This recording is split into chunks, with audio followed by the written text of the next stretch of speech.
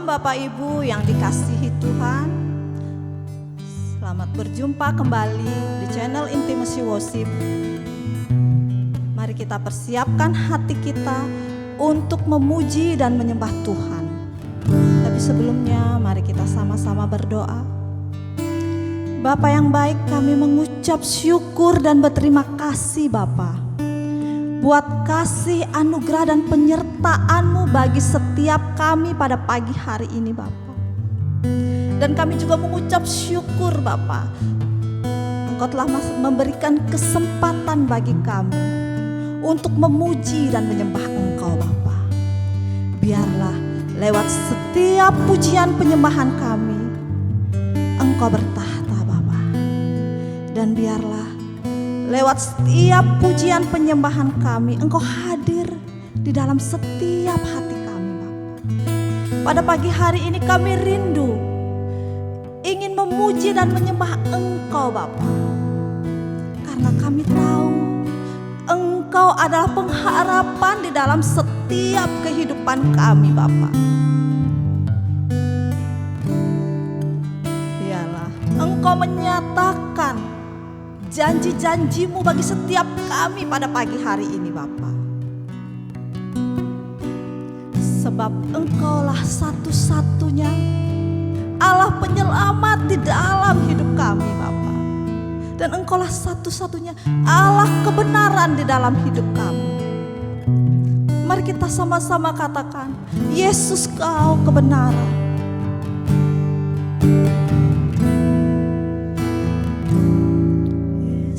Kau kebenaran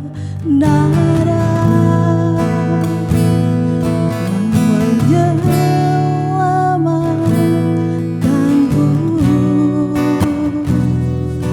Kau memberikanku hidup dan pengharapan.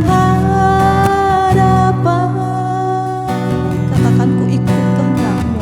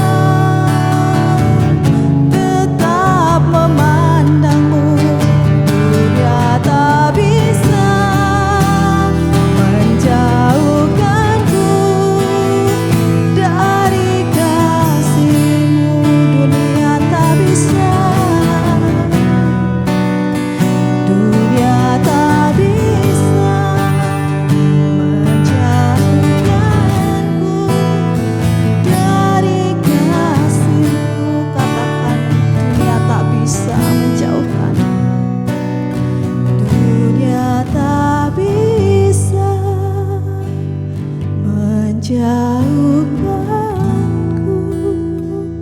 dari kasih-Mu.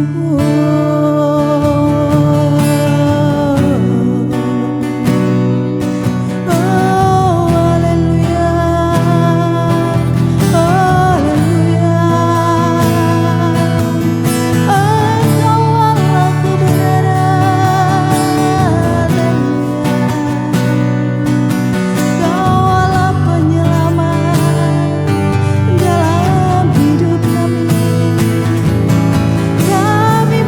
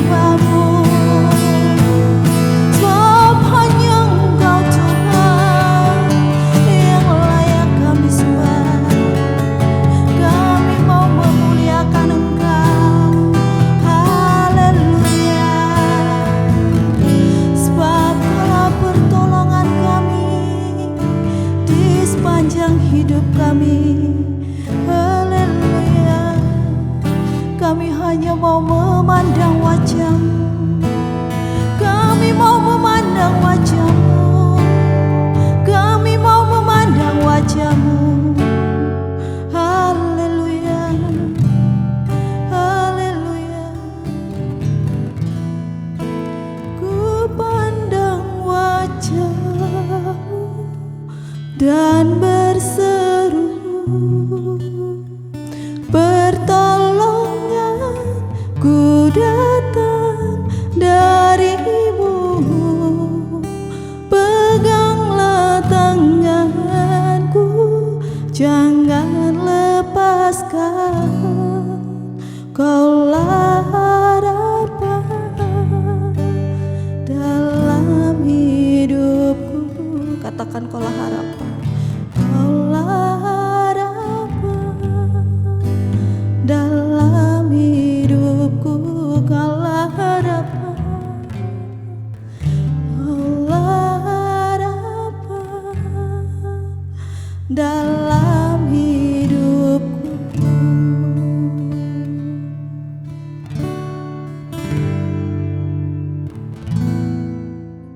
Shalom.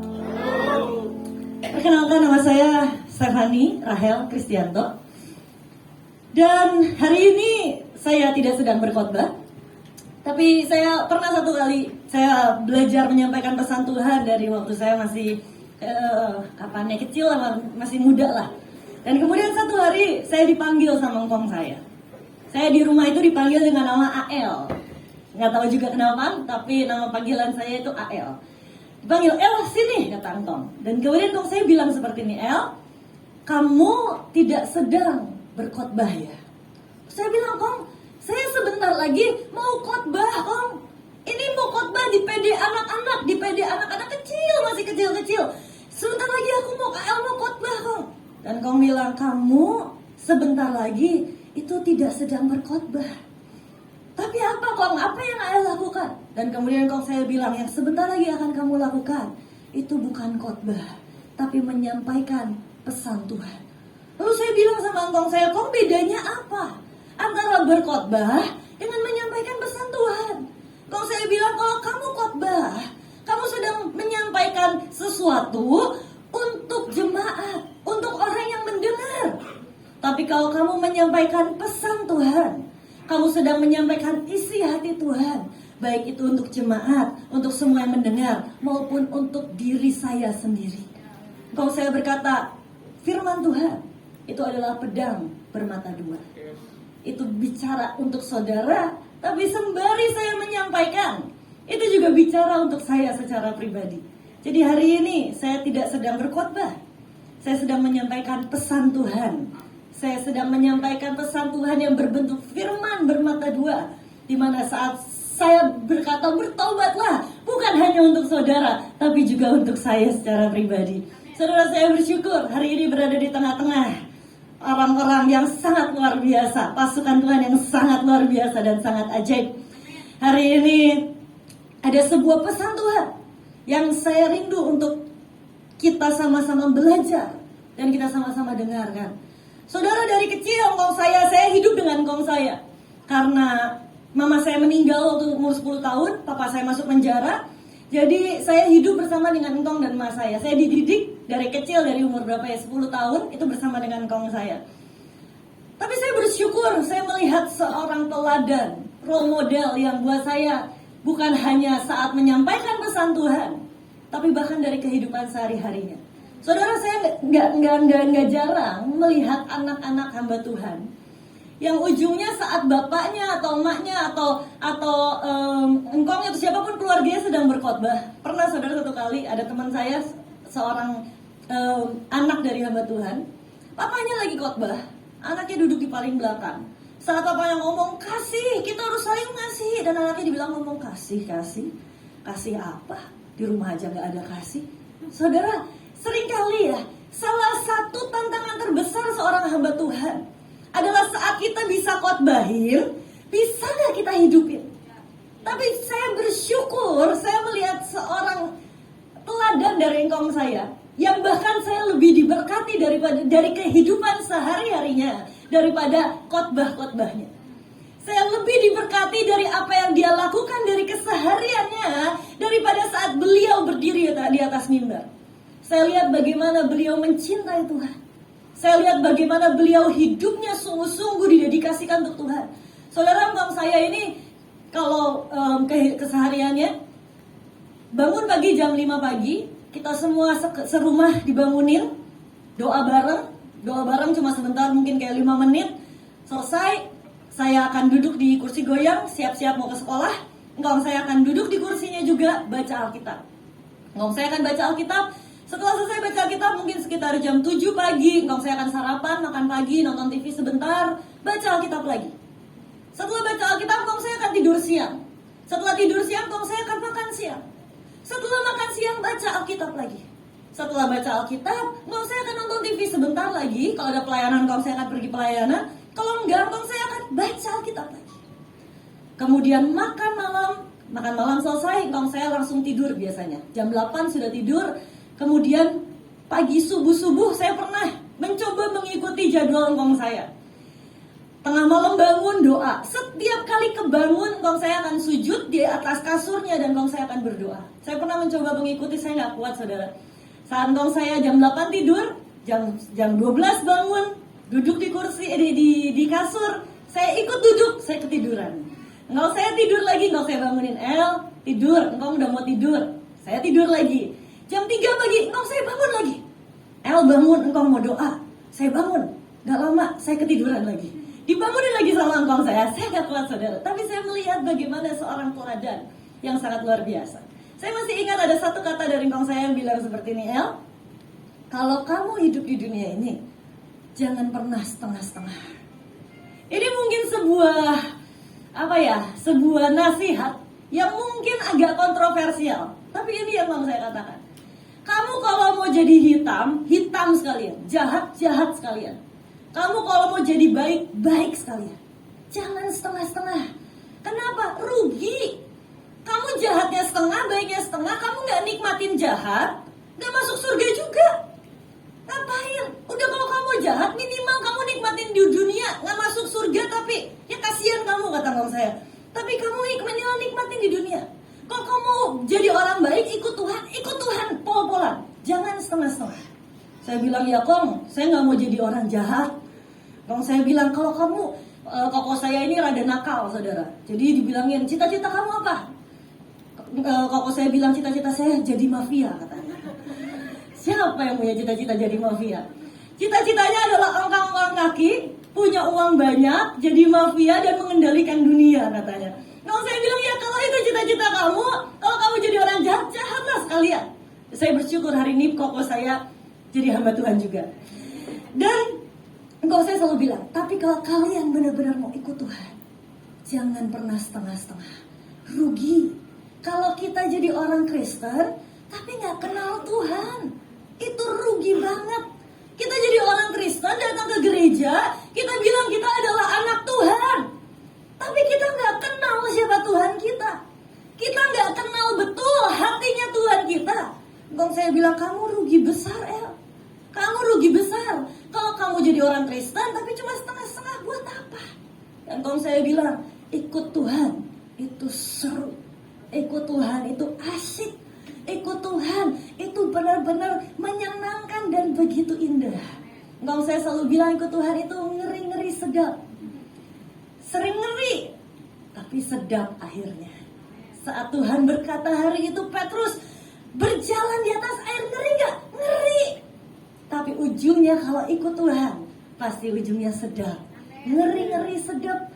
Ngerinya banyak gak? Banyak. Kita ngadepin masalah, kita ngadepin persoalan, ngeri Tuhan, ngeri. Tapi percayalah kalau kita ikut Tuhan, ujungnya Tuhan pastikan adalah indah. Ujungnya pasti indah. Meskipun mungkin kita gak ngalamin, tapi minimal indahnya di surga nanti. Di surga akan indah. Di surga kita akan tertawa dengan semua masalah yang kita lewatin. Kita akan ngelihat lagi nih kehidupan kita di dunia, dan kita akan ketawa, kok aku konyol ya. Kok aku cuma ngadepin masalah kayak gitu aja, aku marah ya sama Tuhan ya. Aduh, kalau aku bisa ngulang, aku gak akan marah sama Tuhan. Kenapa? Karena saat kelak kita lihat keindahan surga yang begitu indah, kita akan berkata, Tuhan, semua yang kita lewati di dunia kemarin ternyata gak ada apa-apanya. Gak sebanding dengan apa yang akan kita terima di surga nanti. Kita pikir yang kita hadapin sekarang sesuatu yang besar. Sebenarnya itu hanya tentang point of view, hanya tentang sudut pandang. Istilahnya ya saudara, ini di hadapan saya, buku ini kalau saya taruh di depan mata saya, jadinya besar. Tapi saudara lihat buku ini kecil kan? Kecil. Nanti di surga kita lihat masalah kita, aduh kecil. Kenapa dulu aku marah sama Tuhan ya? Kenapa aku dulu ragu ya sama Tuhan ya? Padahal ini masalah kecil.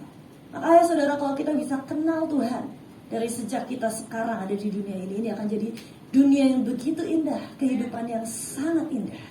Hari ini saya punya PowerPoint, boleh ditampilkan? Ya. Pengenalan akan Tuhan. Nah, ini nama saya Stephanie Rahel Kristianto. Pengenalan akan Tuhan. Next. Hari ini saya mau ajak kita buka di dalam 2 Petrus 1 ayat yang ketiga. Ini saya memanjakan saudara. Gak perlu buka Alkitab, sudah ada di depan sini kan, enak kan? Karena kuasa, kita baca bareng-bareng aja ya saudara. 1, 2, 3. Karena kuasa ilahinya telah menganugerahkan kepada kita segala sesuatu yang berguna untuk hidup yang saleh oleh pengenalan kita akan Dia yang telah memanggil kita oleh kuasanya yang mulia dan ajaib. Karena kuasa ilahinya. Saudara, kalau saudara baca dalam firman Tuhan, semua apapun yang ditulis dengan keilahian, sesuatu itu jadi sesuatu yang sangat ajaib. Saat Yeremia di situ tertulis, dan Yeremia memperkatakan dengan kata-kata ilahi, dengan nubuatan ilahi, tiba-tiba semua jadi ajaib. Apa sih ilahi? Ilahi itu adalah sesuatu yang adalah kekuatan dari Tuhan sendiri, sifatnya Tuhan. Dan itu bisa ada dalam hidup setiap kita. Kita rindu untuk jadi yang namanya ilahi. Tapi pertanyaannya, gimana buat kita bisa jadi manusia ilahi? Bisa jadi orang-orang yang kuasa Tuhan, keilahian itu ada dalam hidup kita. Karena kuasa ilahinya, kuasa ilahi Tuhan menganugerahkan kepada kita segala sesuatu yang berguna untuk hidup yang saleh. Nih saudara, kita mau hidup saleh, banyak orang bilang gini, ya enak dia bisa hidup buat Tuhan. Dia soalnya kerjaannya udah kaya. Lah saya harus kerja, saya nggak bisa hidup buat Tuhan. Saudara jangan salah, hidup buat Tuhan itu bukan hanya berarti jadi pendeta. Bahkan saat kita di marketplace, saat kita jadi businessman, saat kita jadi ibu rumah tangga, saat kita melakukan semuanya, kita bisa hidup dengan saleh, hidup untuk Tuhan. Makanya Tuhan berkata, Tuhan itu udah anugerahkan ke kita semua yang kita butuhkan. Tuhan udah anugerahkan kepada kita segala sesuatu yang berguna untuk hidup yang saleh. Ada orang yang bilang seperti ini, enak kalau misalnya jadi Stephanie bisa hidup buat Tuhan, pintar ngomong. Saudara, saya nggak pintar ngomong, ini latihan namanya. Namanya ini practice makes perfect. Saudara nggak tahu seberapa kali saya gagap dalam saya menyampaikan pesan Tuhan, tapi saya nggak berhenti. Saya terus nyampaikan pesan Tuhan, Setiap kali ada kesempatan, buat saya adalah sebuah kehormatan. Ada orang yang bilang, ya enak dia bisa jadi memberikan hidupnya buat Tuhan, dia peka. Dia udah kayak dukun, kayak nabi katanya. Kalau misalnya datang ke dia didoain, dia langsung bisa baca orang. Saya mau bilang saudara, setiap kita, Tuhan udah berikan semua yang kita butuhkan untuk benar-benar hidup untuk Tuhan. Tapi tertulis di sini, oleh pengenalan kita akan Dia. Saudara, semuanya itu gak ada artinya tanpa yang namanya pengenalan akan Tuhan. Gak ada artinya tanpa yang namanya pengenalan akan Dia. Orang bisa melayani dengan hebat, orang bisa melayani dengan luar biasa. Saya mau bilang banyak orang menyamakan antara pelayanan dengan Tuhan. Saya sebagai orang yang melayani dan memimpin pelayanan, saya berkata, pelayanan bukan Tuhan, dan Tuhan bukan pelayanan. Pelayanan untuk Tuhan, yes. Tapi jangan jadikan pelayanan itu Tuhan. Pelayanan bukan Tuhan. Mimbar ini bukan Tuhan. Tuhan itu pribadi. Tuhan itu pribadi yang hidup di dalam hidup kita. Yang harus kita jaga itu keintiman dengan Tuhan. Pelayanan adalah bukti ekspresi cinta kita sama Tuhan. Banyak orang menuhankan pelayanan yang akhirnya dikejar apa? Pelayanan. Yang dikejar adalah kedudukan. Yang dikejar adalah bisa kelihatan dipakai oleh Tuhan. I'm telling you, no. Pelayanan bukan Tuhan. Dan Tuhan juga bukan pelayanan. Banyak orang menyamakan saat orang berkata, oh aku kan udah melayani ya untuk Tuhan ya, kok aku gak diberkati ya? Oh aku kan udah pelayanan ya, aku udah deket sama Tuhan, aku sering setiap minggu, aku gak pernah absen gak pelayanan. Udah lebih hebat dari pendetanya. Pendetanya gak setiap kali khotbah. Pelayannya udah setiap minggu pelayanan, kok aku gak diberkati Tuhan? Bedakan antara pelayanan dengan Tuhan. Saudara bisa mengerjakan aktivitas pelayanan, tapi saudara jauh dari Tuhan. Bahkan saya bisa berkata, saya bisa mengerjakan aktivitas khotbah, tapi saya jauh dari Tuhan. Yang saya jaga bukan mimbar kok. Yang saya jaga adalah hubungan saya dengan Tuhan. Itu jauh lebih penting. Saudara mau diskorsi pelayanan, I don't care. Yang saya tahu, jangan pernah diskors dari hubungan kita dengan Tuhan. Saudara mau dikeluarkan dari pelayanan, I don't care. Saudara mau dihujat saat saudara menyampaikan pesan Tuhan, saat saudara mau WL, saat saudara main musik, I don't care. Yang penting jangan pernah biarkan hubungan sama kita sama Tuhan itu kendor. Oleh pengenalan kita akan Dia. Tapi ada sesuatu yang menarik dari kata-kata ini. Boleh next. Di bahasa Ibraninya itu daas. Di bahasa Yunaninya pengenalan itu adalah epignosis. Nah, yang menarik adalah salah satu artinya. Jadi kalau bahasa Ibrani itu saudara, satu kata artinya banyak, artinya luas. Tapi ada salah satu artinya adalah knowledge, pengetahuan. Gain yang didapatkan lewat first hand relationship. Sebuah pengenalan, sebuah hubungan yang langsung tanpa perantara. Saudara, kalau misalnya saudara suka shopping di online shop, first hand reseller, katanya orang pertama yang dapat barangnya, first hand reseller, orang pertama, artinya apa? Tanpa perantara. Nah saudara, yang menarik adalah bahwa ternyata yang Tuhan inginkan, pengenalan kita akan Tuhan itu bukan pengenalan yang biasa-biasa. Pengenalan akan Tuhan yang Tuhan inginkan buat setiap kita adalah knowledge gain through first hand relationship, sebuah hubungan antara kita dengan Tuhan yang tanpa perantara. Berapa banyak dari kita cuma kenal Tuhan dari apa kata hamba Tuhan? Oh katanya ya di khotbah kemarin Tuhan tuh baik. Katanya lagu God is good all the time, and all the time God is good. Yuhu. Katanya yuhu. Kemudian Tuhan tuh yuhu. Dan kita gak kenal Tuhan secara pribadi. Padahal Tuhan ingin sebuah hubungan antara kita dengan Tuhan tanpa perantara. Saudara, saya paling sebel ya kalau ada orang datang ke saya dan konseling dan nanya, Ci ini gini, aku harus apa? Tanya Tuhan sendiri. Saya usir pulang. Gak usah tanya saya, tanya Tuhan sendiri. Tuhannya sama. Kenapa harus tanya saya? Kenapa harus lewat saya? Orang Tuhan gak suka lewat perantara kok. Tuhan maunya langsung sama kita. Dulu di zaman waktu sebelum perjanjian baru, yes, Tuhan lewat satu orang, dua orang, Musa doang, Daud doang. Tapi setelah Tuhan mati di atas kayu salib, jurang yang begitu besar itu antara kita dengan Tuhan sudah habis, sudah lenyap, sudah dijembatani sama yang namanya salib Tuhan. Tuhan gak mau cuma satu orang, dua orang yang datang.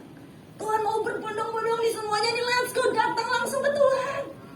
Gak ada privilege yang namanya hamba Tuhan bisa lebih dekat sama Tuhan. Gak ada privilege yang namanya hamba Tuhan, pendeta punya akses mendengar suara Tuhan lebih kencang. Enggak. Kita sama-sama anak Tuhan. Engkau saya paling hobi marahin orang kalau orang udah datang ya dari jauh-jauh, datang dan kemudian dia bilang, Pak, saya harus apa? Pulang kamu. Tanya Tuhan sendiri, gak usah tanya saya. Tuhannya sama. Kita bisa dekat sama Tuhan kok. Kenapa harus tanya orang lain? Gak usah tanya hamba Tuhan. Mungkin kalau hamba Tuhan lain senang ditanyain aku harus apa? Lakukan A, B, C, D. Saya bilang, tanya sendiri sama Tuhan. Nanti saya gak kasih PK lo. Gak usah kasih PK. Pulang, cari hamba Tuhan lain. Karena buat saya, kalau saya terus ngasih tahu istilahnya harus A, B, C, D, kapan dewasanya? Kalau saya terus nonton, oh kata Tuhan harus lakukan A. Saudara, lama-lama saya jadi Tuhannya. Bukan Tuhan yang jadi Tuhannya. Tapi Tuhan rindu yang namanya first hand relationship. Saya mau kasih contoh saudara. Saudara, tadi saya ngelihat WL-nya luar biasa. Loncat-loncat, saya yang ketar-ketir saudara. Pakai heels tinggi saudara. Saya yang khawatir di bawah ini jangan sampai keseleo, gubrak jatuh tempat sekecil ini. Kan sedih ya saudara, kasihan. Saudara, Kak siapa namanya? Kak Maida. Saya mau kasih contoh. Kak Maida, suka durian nggak? Wah, suka durian. Anggaplah kita ini semua bule. Nah, kita nggak ada yang tahu what is durian. Coba jelaskan ke kita semua, rasanya durian itu rasanya seperti apa sih? Coba jelasin. Durian rasanya manis, terus wangi, terus apa ya? Teksturnya tuh kayak semacam creamy gitu. Oke, katanya durian itu manis, wangi, creamy. Di mata saya, di bayangan saya, itu adalah bubur ketan, saudara. Manis, creamy, dan wangi. Di bayangan saya, mungkin itu adalah pisang geprek, pisang penyet. Kenapa? Karena kalau misalnya kita cuma dijelasin doang, kita nggak akan ngerti. Coba lagi ya, satu lagi ya. Singernya tadi, siapa namanya Kak siapa? Astrid. Nah, kamu suka makan nasi? Nasi aja, nasi biasa. Nasi aja, suka nggak? Mungkin nggak ya? Ini pertanyaan bodoh. Anggap kita semua ini dari antariksa, nggak ngerti what is nasi. Kita nggak ngerti nasi itu bentuknya seperti apa. Coba jelaskan ke kita apa rasa dari sebuah nasi. Nasi itu warnanya putih, rasanya hambar tapi bisa manis-manis gitu sih. Oke, warnanya putih, rasanya hambar tapi bisa manis-manis gitu sih. Nah, di bayangan saya nggak tahu bayangan apa sih yang lain. Tapi saudara, itulah kenapa firman Tuhan berkata, kecaplah dan lihatlah. Kenapa? Karena nggak bisa dijelasin. Saudara, kita sesimpel ngejelasin durian dan nasi aja, kita gagal untuk memahami. Kita gagal paham. Nasi itu seperti apa? Durian itu seperti apa?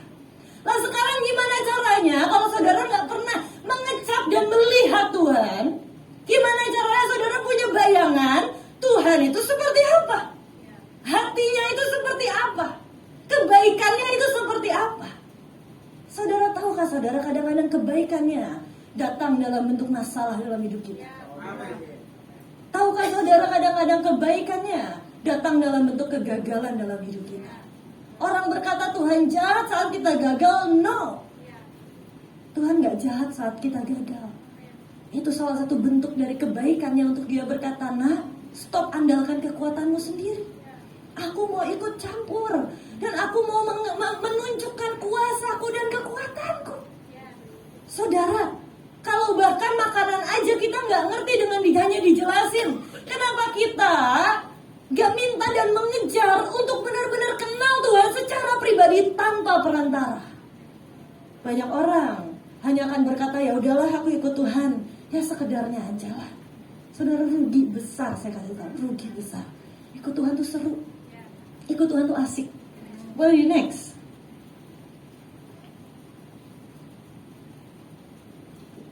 Ini salah satu pesan terakhir dari Daud untuk anaknya Salomo. Dan dia berkata, dan engkau anakku Salomo, kenallah Allah ayahmu. Saudara, hari itu Daud berkata kepada Salomo, Salomo, aku udah siapin semuanya buat kamu. Kerajaan aku siapin. Buat bangun bait Allah aku siapin. Bahkan kamu mau istri berapa kamu bisa cari sendiri. Istri Salomo banyak banget. Semua disiapin sama Daud, semua sudah tersedia. Tapi ada satu yang Daud berkata, aku gak bisa siapin untuk kamu. Ada satu hal yang kau harus berjuang sendiri. Kau harus cari sendiri. Kau harus kejar sendiri. Dan itu adalah kenalilah Allah ayahmu. Saudara, berapa banyak dari kita cuma kenal Tuhan, mungkin dari diajarin orang tua kita, Mungkin dari diajarin sama mentor kita, sama pendeta kita, sama hamba Tuhan, sama pastor Peter, sama siapapun. Mungkin kita cuma kenal Tuhan lewat perantara selama ini. Tapi seperti pesan Daud kepada anaknya Salomo, anak yang sangat dia cintai. Dia berkata, kenalilah Allah ayahmu. Saudara, masuk surga gak bisa gandeng-gandengan. Saudara punya orang tua sehebat apapun, kalau saudara gak kenal Tuhan secara pribadi, saudara gak percaya Tuhan secara pribadi, gak bisa ikut. Gak bisa masuk surga ikut-ikutan, oh orang tuaku. Nih saudara misalnya ya, saya masuk surga. Kamu kenal Tuhan gak? Engkau saya ada di dalam. Gak bisa. Diketawain sama malaikatnya. Lucu kamu. Emang kamu pikir kamu siapa, orang dalam? Saudara, gak bisa gandeng-gandengan. Masuk surga gak bisa gandeng-gandengan. Itulah kenapa engkau saya dari kecil berkata, gak peduli engkau kamu sehebat apa, sekenal apa sama Tuhan, kamu harus kenal Tuhan sendiri. Gak peduli kita mau ada di organisasi sehebat apa, saudara bayangin saudara masuk surga, saya jemaatnya BPCC, BPCC. BPCC katanya, kata Tuhan, kamu melawak? Atau kamu ngapain? Kenapa? Saya ini adalah jemaatnya Pastor Peter. Saya mau masuk ke dalam. Siapa Pastor Peter, kata Tuhan? Saya tahu Peter sudah ada di dalam. Kamu mau cari siapa? Kenapa? Karena kita masuk surga gak gandeng-gandengan. Tapi seringkali kita berpikir ya cukuplah kenal Tuhan dari apa kata orang. Cukuplah kenal Tuhan dari si A, si B, si C. Tapi mari kenali Tuhan secara pribadi. Next Ayub. Ayub 42 ayat 5. Hanya dari kata orang saja, dikata Ayub, aku mendengar tentang engkau. Dulu aku cuma dengar engkau dari kata orang aja. Ayub orang yang saleh loh, orang yang hebat, orang yang melakukan semua firman Tuhan. Tapi dia melewati begitu banyak hal. Anaknya meninggal semuanya, hartanya habis lenyap, badannya borokan semuanya sampai ngegaruk harus pakai beling. Dia melewatin badai yang sangat besar. Di akhir dari badai itu konklusinya cuma satu kok. Hanya dari kata orang saja aku mendengar tentang engkau. Tetapi sekarang mataku sendiri memandang engkau. Sebuah perjalanan yang begitu panjang, Tuhan hanya bawa pada satu titik untuk mengenal Tuhan secara pribadi. Saudara, bayangkan berapa pentingnya pengenalan akan Tuhan buat Tuhan secara pribadi. Orang yang dari orang yang udah saleh loh, udah hebat loh, udah nurut Tuhan loh, udah orang benar, gak berbuat dosa loh. Buat Tuhan gak cukup nah.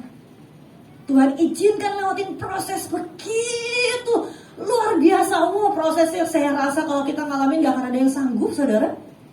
Mungkin kalau kita ngalamin gak akan ada yang sanggup. Kita mungkin udah ngehujat Tuhan, mungkin udah marah sama Tuhan. Lewatin Tuhan, izinkan lewatin proses yang begitu mengerikan. Ujungnya hanya Tuhan tuntun pada satu konklusi. Hanya dari kata orang saja dulu aku kenal engkau.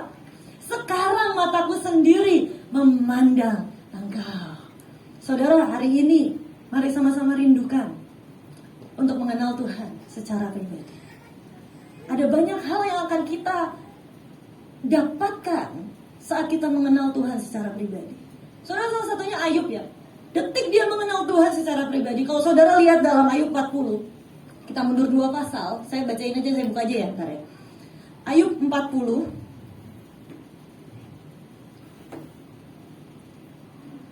Saudara, kalau baca kitab Ayub, ini kitab yang sangat luar biasa, apalagi di pertobatan Ayub. Di terakhir di Ayub 40 tertulis Tuhan menantang Ayub. Di perikop yang berjudul Tuhan menantang Ayub. Saudara, hari itu Tuhan berkata di ayat yang pertama, maka jawab Tuhan kepada Ayub, apakah si pengecam hendak berbantah dengan yang maha kuasa? Hendaklah yang mencela Allah menjawab. Maka jawab Ayub kepada Tuhan, sesungguhnya aku ini terlalu hina. Apakah yang dapat kuberikan kepadamu? Mulutku kututup dengan tangan. Bentar. Ayat yang ke-7, bersiaplah engkau sebagai laki-laki. Aku akan menanyai engkau dan engkau memberitahu aku. Saudara, hari itu di Ayub 40 setelah dia melewati segala hal, hari itu Tuhan menantang Ayub. Oh, saudara, kapan lagi Tuhan nantang manusia? Biasanya manusia yang nantangin Tuhan. Nantangin Tuhan, kalau Tuhan gak muncul sekarang, saya gak mau ikut Tuhan. Kurang ajar manusia itu kadang-kadang. Sukanya nantangin Tuhan. Hari itu Tuhan nantangin Dan hari ini hadapin aku, jawab apa yang aku tanyakan. Tapi yang menarik adalah ternyata selama itu Ayub gak kenal siapa dirinya. Ayub gak pernah bisa jujur dengan hatinya sendiri. Saudara, di ayat yang ke 11, 40 ayat yang 11, Tuhan bilang seperti ini. Luapkanlah marahmu yang bergelora.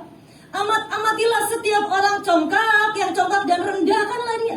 Saudara, hari itu Tuhan berkata, Ayub, kamu tuh marah. Kamu tuh marah sama aku. Tapi kamu gak kenal hatimu. Kamu gak pernah berani jujur dengan hatimu. Kamu gak pernah berani hadapi hatimu dan lihat kalau engkau tuh marah. Dan Tuhan bahkan berkata loh, Tuhan yang suruh Ayub marah loh. Luapin aja Ayub. Luapkanlah marahmu yang bergelora. Ini saudara, salah satu hal yang seringkali kita ini sering lupakan ya saudara. Kita ini seringkali gak bisa jujur dengan hati kita sendiri. Kita terbiasa di budaya timur, dimana kalau marah itu adalah hal yang memalukan. Kalau misalnya kita cemburu istilahnya atau apapun itu, misalnya nih ya, saya pernah nonton di TikTok saudara, ada satu anak kecil, dia punya adiknya masih kecil, dan mamanya lagi gendong adiknya, dan kemudian dia nangis, wah nangis, dan mamanya tanya, kamu kenapa? Dan dia dengan jujur, dengan terbuka dia bilang, aku cemburu mah, karena mama lebih sayang sama adik daripada sama aku. Dan hari itu mungkin kalau kita di budaya kita akan marahin anak kita, kamu nggak boleh cemburu dan sebagainya. Tapi hari itu saya melihat sebuah respon yang berbeda. Ini di budaya barat. Dan dia berkata, terima kasih ya nak, kamu udah jujur sama mama. Kamu udah jujur dengan hati kamu sendiri. Adiknya ditaruh dan mamahnya ngurusin kakaknya. Tapi seringkali kita ini terbiasa untuk ada di dalam budaya di mana tutupin aja. Kalau ada masalah di hatimu, tutupin aja, topengin aja. Dan seringkali itu terbawa sampai akhirnya kita nggak kenal hati kita sendiri. Dan seperti hari itu Ayub yang Ayub alami, Ayub nggak kenal hatinya sendiri. Sebenarnya hatinya tuh marah. Marah kenapa? Marah karena dia berpikir, loh aku ini udah saleh loh. Aku ini udah ngelakuin semua buat Tuhan. Kenapa kok Tuhan izinin semua ini terjadi? Marah sama Tuhan. Tapi dia nggak berani marah. Bahkan dia gak berani jujur dengan hatinya sendiri. Tapi detik Ayub melihat Tuhan, Ayub kenal Tuhan secara pribadi, disitulah Ayub tahu Tuhan bilang, nak, kamu tuh marah. Kita berpikir saat kita marah sama Tuhan dan kita ungkapkan ke Tuhan, Tuhan akan marah balik sama kita. Saudara enggak, kenyataannya enggak. Saat kita marah sama Tuhan, kita ngomong, Tuhan aku tuh marah sama kamu. Sorry Tuhan, tapi aku marah. Tapi justru dari keterbukaan itu, kejujuran itulah Tuhan menghargai setiap kejujuran kita. Satu hari ada orang datang ke saya dan bilang, El, aku dari agama seberang. Kak Stefani saya dari agama seberang. Oh iya. Tapi saya lihat Tuhan, waktu kemarin lagi penyembahan, kita lagi kebaktian, kita lagi penyembahan, dia nggak tahu datang kenapa, saya juga nggak ngerti. Dia ikut datang ke tempat penyembah, ke tempat kami nyembah, tempat kami nyembah Tuhan. Dan hari itu dia bilang, saya lihat ada tangan terbuka dan terang banget. Dia bilang, ya itu Tuhan. Saya bilang, itu Tuhan lagi manggil kamu untuk datang kepadanya. Saya tahu itu Tuhan, tapi jujur saya belum yakin sama Tuhan. Saya bilang, ya ngomong sama Tuhan, Tuhan aku belum yakin sama engkau, tolong yakinkan aku. Saudara, saat kita jujur, kita terbuka sama Tuhan, itu gak membuat Tuhan jadi marah sama kita. Itu gak membuat Tuhan jadi kemudian dasar anak gak tahu diri, udah dikasih penglihatan, udah dikasih pernyataan, masih gak yakin ditampar hajar. Enggak. Bahkan kita gak jujur juga Tuhan tahu. Tapi Tuhan menghargai setiap kejujuran kita. Saudara kalau punya anak kecil, terus anaknya ngomong sama mamanya, Mah, sorry, aku tuh jujur marah, kesel sama mama. Habis kemarin gini, apakah akan ditampar atau justru malah, oh ya nak, ya maaf ya nak, kalau mama salah, itu Tuhan. Kalau kita jujur sama Tuhan, tapi seringkali ya, kita ini bahkan gak kenal hati kita sendiri. Hari ini saya mau ajak kita kenal Tuhan. Dan saat kita mengenal Tuhan, itu paket saudara, kita akan juga bisa mengenal diri kita sendiri. Saat kita kenal Tuhan, kita akan menemukan jati diri kita sendiri. Orang berkata, oh aku self-love, mencintai diriku sendiri. Ini bagus. Tapi lebih bagus lagi, love God, cintai Tuhan, dan kau akan mencintai dirimu sendiri. Karena Tuhan mencintai engkau. Secure-mu itu beda. Ada orang yang pede dengan kelebihannya karena dia punya segudang talenta, tapi ada orang yang pede karena dia tahu kelemahannya pun diterima sama Tuhan. Ada orang yang secure karena dia ngerasa, oh aku ini orang yang terkenal, aku orang yang hebat, aku orang yang luar biasa. Tapi ada orang yang secure karena dia tahu bahkan di dalam kegagalannya pun Tuhan tetap menyayangi dan bangga sama dia. Itu perbedaan yang sangat jauh. Mungkin orang bilang mirip, oh dia pede kok. Tapi saat kita bisa temukan Tuhan, kenali Tuhan secara pribadi, paketnya kita akan temukan diri kita juga di sana. Itu udah paket. Ada ayatnya saya lupa di mana, di Matius sekian. Kalau kita temukan Tuhan, kita akan temukan diri kita juga di sana. Saya lupa di bahasa Inggrisnya, tapi di Matius sekian. Nggak apa-apa, jangan usah dicari. Ada lah pokoknya. Saudara percaya kan saudara? Saya nggak akan ngarang-ngarang Alkitab. Saudara, tapi seringkali kita ini nggak bisa jujur sama hati kita sendiri. Saya cuma mau bilang hari ini, kenali Tuhan, tapi juga kenali dirimu sendiri. Jujur. Mungkin seringkali ada banyak orang dari kita yang di tengah-tengah kita yang mungkin marah sama Tuhan. Selama ini sebenarnya yang kau marah, kenapa Tuhan izinkan ini terjadi, kenapa ini, tapi kau nggak berani buat mengakui itu di hatimu. Hari ini pertobatan, titik nol, titik awal dari yang namanya pertobatan adalah kejujuran di hadapan Tuhan. Gimana mau bertobat kalau sadar aja belum?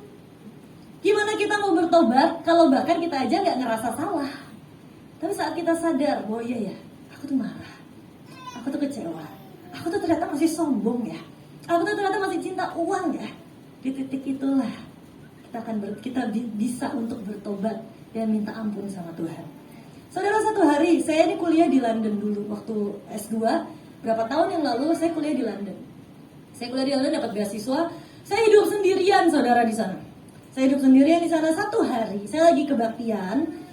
Dan kemudian tiba-tiba di hati saya ada seperti suara yang berkata, "Nak, kamu udah lama loh gak ngosongin dompet kamu." Sejujurnya saya beberapa kali, saudara, ngosongin dompet lagi ibadah. Tiba-tiba Tuhan bicara di hati saya, persembahkan semua isi dompetmu, saya kasih. Pernah satu kali waktu saya umur 9 tahun gitu, saya punya handphone kesayangan saya, handphone pertama saya, tiba-tiba di kebaktian Tuhan bicara, di hati saya Tuhan bicara, "Nah, istilahnya mah kayak itu handphone boleh nggak kalau buat aku?" Saya kasih ke Tuhan, saya kasih kotak persembahan. Dan satu hari di London itu, saya tiba-tiba mendengar suara, nggak mendengar audible, cuma di hati saya. Kadang-kadang orang bilang, aku tunggu Tuhan bicara, apalagi kalau soal persembahan, saudara. Tuhan nggak bicara apa-apa. Tunggu ada api menggelegar dan petir menggelegar yang berkata, "Nah, persembahkanlah handphonemu kepada Tuhan." Saudara, nggak akan terjadi, percayalah. Karena kalau engkau nggak mau, Tuhan juga nggak minta. Dan hari itu tiba-tiba di hati saya Tuhan bicara, "Nah, kamu udah lama loh nggak ngosongin isi dompet kamu buat aku." Saya tahu, saudara, Tuhan nggak minta, Tuhan nggak nyuruh, tapi saya tahu hatinya arahnya kemana. Saya tahu kata-kata itu nadanya arahnya kemana. Saya bilang, "Tuhan, aku hidup di negeri orang sendirian, nggak ada siapa-siapa. Kalau aku nggak punya uang, aku mau makan apa? Mama papaku jauh, mama nggak ada, papaku jauh di Indonesia. Buat ngirim uang juga mungkin butuh 2 hari buat transfer uang." Kemudian saya bilang, "Tuhan, aku jujur hatiku nggak rela, Tuhan. Tapi ya udahlah," saya bilang, "semoga isi uangnya sedikit." Nah, saya bilang, "Semoga isi dompetnya sedikit." Nah, saya keluarin dompet saya. Nah, puji Tuhannya cuma sedikit, saudara. Puji Tuhannya pas saya keluarin dompet saya lagi nggak pegang uang cash. Uang saya di kartu kredit, kartu debit semua. Dan saya lihat di dompet saya cuma ada uang 10 pound. 10 pound itu berapa ya? 180.000 berarti sekarang. Cuma ada uang 10 pound. Ya udah, saya ambil sampai receh-recehnya, saya keluarin. Saya masukinlah ke dalam kotak persembahan. Saya bersyukur, "Tuhan, aku nurut ya. Uangnya sedikit, saya nggak tahu loh Tuhan. Kan Engkau yang minta, Engkau yang tahu ada isinya berapa. Tapi saya memberinya dengan sukacita. Karena saya pikir cuma sedikit, saudara. Jadi saya happy-happy aja. Ya udah nggak apa-apa. Karena saya kemarin waktu sebelum kesini juga, saudara, tiba-tiba Tuhan bicara lagi kebaktian. "Nah, yuk kosongin rekening, saudara." Itu kalau cuma dompet buat saya ya uang cash ya berapa ya paling ya. Rekening, saudara. Dan saya udahlah Tuhan, kalau engkau mau itu, saya kosongin rekening saya transfer semuanya, udah kosong lagi. Nanti nggak tahu kapan keterisinya lagi. Waktu sebelum pindah ke Bali. Tapi kemudian waktu saya taruh uang saya di kotak persembahan, saya bilang Tuhan, ini persembahan untuk engkau. Udah aja, saya beres kebaktian selesai. Gak ada harapan untuk tiba-tiba dikembalikan sama Tuhan. Gak ada harapan untuk saya bisa terima kembali. Kadang-kadang kita tuh nakal, saudara. Kita pikir Tuhan itu investasi. Kalau misalnya aku kasih 10.000, besok jadi 100.000. Saudara, investasi macam apa? Binomo emangnya? Kita pikir Tuhan itu investasi. Dan kalau rugi, wah berarti saham Tuhan lagi turun nih. Saham kerajaan Tuhan lagi, kerajaan surga lagi turun. Saat kita memberi, kita tuh gak sedang investasi. Itu terserah Tuhan mau ngembaliin, kita ngasih ke Tuhan. Tuhan udah berikan ke kita, ya kita kembaliin. Dan jangan merasa berjasa, yang ngasih uang ke kita juga Tuhan kok. Kita nih kadang-kadang merasa baru ngasih 50.000 aja udah merasa kayak superhero paling hebat di dunia. Merasa menyelamatkan gereja. Gereja ini gak akan bisa berdiri tanpa saya ada di sini. Karena saya memberikan 50.000 setiap minggu. Saudara, gak ada saudara juga, Tuhan bisa hidupin gereja ini. Ini gereja punya Tuhan kok. Ini tempat punya Tuhan kok. Nah hari itu saudara saya taruh, saya letakkan di kotak persembahan. Dah, saya jalan dengan sukacita. Terima kasih Tuhan, engkau minta saat dompetku isinya cuma 10 pound. Saya happy, saya jalan-jalan, selesai. Keesokan harinya, ada komsel. Saya ikut komsel. Lagi makan di restoran. Komsel. Tiba-tiba, saudara. Tiba-tiba, ada satu orang dari meja sebelah. Tiba-tiba datengin saya. Dan orang ini bilang seperti ini. Saya nggak tahu kamu siapa. Saya nggak tahu nama kamu bahkan siapa. Dan kamu dari mana saya nggak tahu. Tadi waktu saya makan di meja sebelah, saya dengar suara Tuhan. Kaget saya. Kamu dengar suara Tuhan? Saudara bayangin ya, hidup di negara ateis. Bahkan teman saya di sekolah, di kampus, dan di tempat kerja aja nggak ada satupun yang beragama. Itu negara di mana mereka nggak percaya Tuhan bisa bicara. Itu negara di mana mereka nggak percaya ada Tuhan. Dan tiba-tiba ada orang datang ke saya dan dia bilang, saya dengar suara Tuhan. Saya disuruh Tuhan ngasih ini buat kamu. Dia siapin amplop, saudara. Dia masukin, kayak dia ngasih saya amplop. Dan saya lihat tangannya tuh berlumuran cat, saudara. Saya tahu nih kayaknya kuli bangunan di London. Dia dari Eropa sana pindah ke London dan dia kerja jadi kuli. Di hati saya bilang nggak usah, karena di hati saya pikir dia pasti lebih butuh daripada saya. Ini kuli kok, kerjaan kasar kok. Saya nggak tahu kalau ternyata kuli itu kaya, saudara, di sana. Kuli itu di sana gajinya gede. Dan kemudian saya bilang nggak usah, jangan. Buat kamu aja, buat kamu makan, buat kamu ngapa-ngapain, buat kamu hiduplah di London ini. Dan kemudian dia bilang, saya disuruh Tuhan untuk kasih ini ke kamu. Saudara, kalau itu di Indonesia, mungkin saya bisa bilang, oh ya mungkin dia kenal saya. Kalau itu di Indonesia, mungkin dia bilang, oh mungkin pernah lihat saya di Instagram, mungkin pernah lihat saya di TikTok atau dimanapun, di YouTube atau dimanapun. Ini orang dari church, kalau nggak salah, dari Eropa sana, tiba-tiba datangin saya dan kasih saya amplop. Akhirnya saya bilang, ya udah, saya terima ya. Terima kasih. Saya terima, saudara. Tapi buat saya itu bukan tentang uangnya. Saya buka uangnya 50, next boleh. Ini uangnya, saudara. Sampai saya foto, saya masukin Instagram. Saking saya terpesonanya sama Tuhan. Saat Tuhan bisa lakukan sesuatu yang ajaib. Uangnya 50 pound. Saya ngasih cuma 10 pound. Tuhan bukan investasi bodong. Kembaliin 50 pound. Dengan cara yang ajaib. Tapi saudara, hari itu saya cuma nangis sama Tuhan. Saya bilang, Tuhan, jalan sama Engkau ternyata seru ya. Ternyata jalan sama Tuhan itu gak cuma sekedar kita, oh kebaktian selesai. Tapi Tuhan mau jalan daily, setiap hari, hari demi hari sama kita. Dan senyata itu Tuhan dalam hidup kita. Dia rindu untuk jadi semakin nyata, dan semakin nyata lagi dalam hidup kita. Kita berpikir, kita pengen semakin lama semakin independen. Tuhan mau kita semakin lama semakin dependent sama Tuhan. Manusia akan berkata, oh kamu harus makin lama makin mandiri. Berdirilah di atas kakimu sendiri. Tuhan berkata, nah aku ciptakan Adam dan Hawa di awalnya adalah mereka dependent sama Tuhan. Mereka bergantung total sama Tuhan. Dan Tuhan rindu total sama Tuhan. Di situ saya bilang Tuhan, saat saya kenal Tuhan, di situ saya jujur hari itu, selain saya mengenal Tuhan secara pribadi, saya pun jadi kenal diri saya. Ternyata saya masih cinta uang ya. Persembahin uang gede aja gak rela. Saya bilang Tuhan, aku tuh ternyata masih sangat mencintai uang ya. Aku masih suka uang ya. Tuhan, ampuni aku. Saat kita kenal Tuhan, Tuhan akan bukakan diri kita juga. Saat kita jujur sama Tuhan, maka Tuhan akan membenahi hati kita.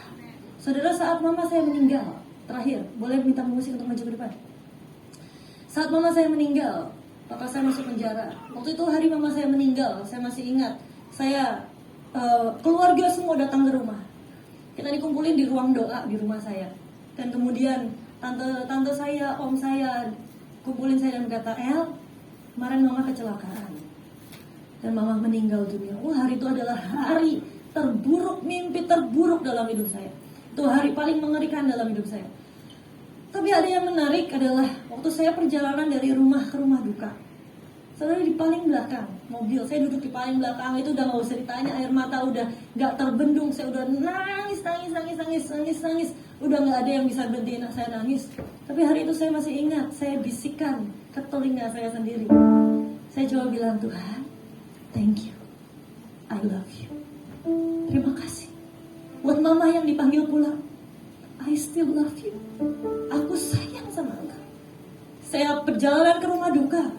Dan di perjalanan ke rumah duka, sampai rumah duka, di tengah orang ngeliatin, orang belum banyak datang waktu itu, tapi beberapa orang ada di sana.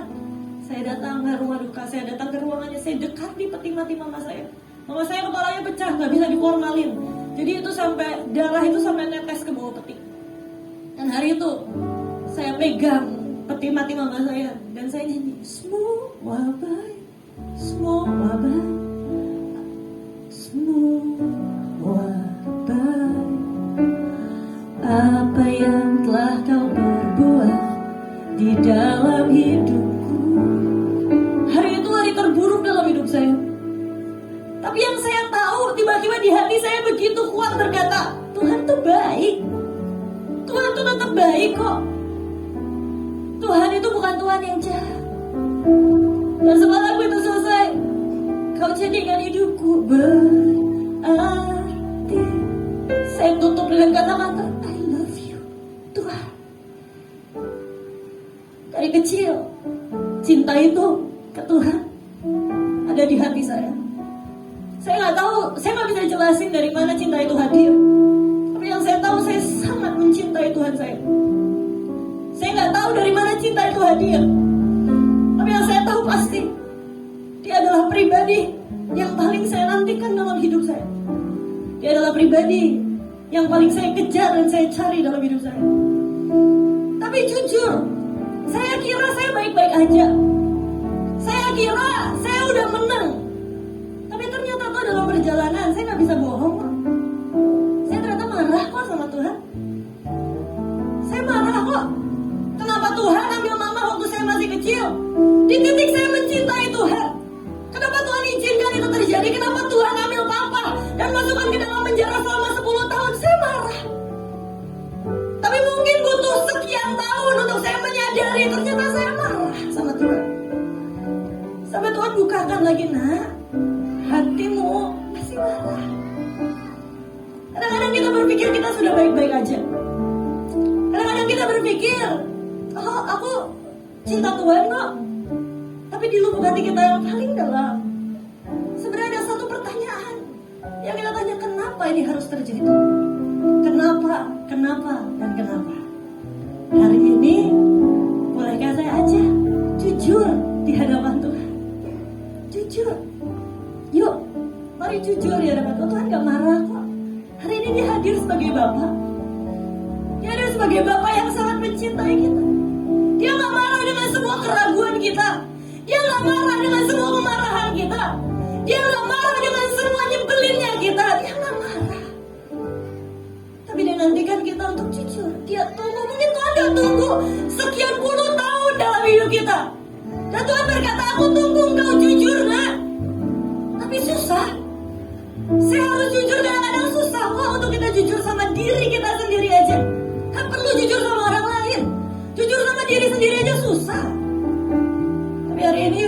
sama Tuhan. Kalau ada banyak pertanyaan, ada banyak kekecewaan, ada banyak kemarahan, ngomong sama Tuhan, jujur sama Tuhan. Tuhan tetap bangga kok punya anak seperti kita. Dia gak pernah malu punya anak-anak seperti kita. Dia gak pernah malu. Hari ini mari kita kenal Tuhan.